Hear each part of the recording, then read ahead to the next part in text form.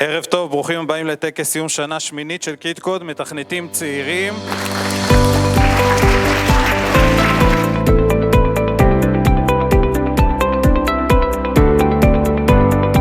אני שנה בקידקוד. בערך 6 ל-7 שנים. אני שנתיים בקידקוד. 7 שנים, נראה לי שנה שביעית שלי.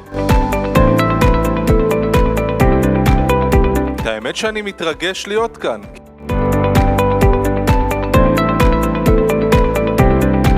גם כשהמציאו את המחשבון, לא הפסקנו ללמוד חשבון. השנה למדתי JavaScript למתחילים. איך לתכנת ביוניטי, ליצור משחקים. למדתי לעשות קודים. השנה למדתי ריאקט, עשיתי הרבה פרויקטים מעניינים. אבל כשנרשמתי לשנה הראשונה בקידקוד, הבנתי שרק כאן אני יכול לממש את התשוקה הזאת. הלימודים בקידקוד העניקו לי גם יכולת של פתירת בעיות, ידע לתכנת. חשיבה וגם היה לי כיף. הרבה ניסיון, אני למדתי המון שפות. איזה פרויקט אנחנו רוצים? מה מיוחד בו? האם הוא יכול לעזור לאנושות, לקדם אותנו במשהו? אתם יודעים שאני שונא ואוהב אתכם, כי אתם האחים הקטנים שלי, וזה יחסי אהבה שנאה, כי אני מת עליכם מכל הלב.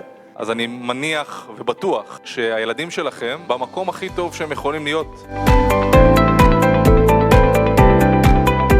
צריך לזכור, ה-AI הוא כלי, אבל הילד או ילדה שידעו לחשוב, לתכנן, לשאול נכון ולבנות, הם אלה שיובילו את הכלי.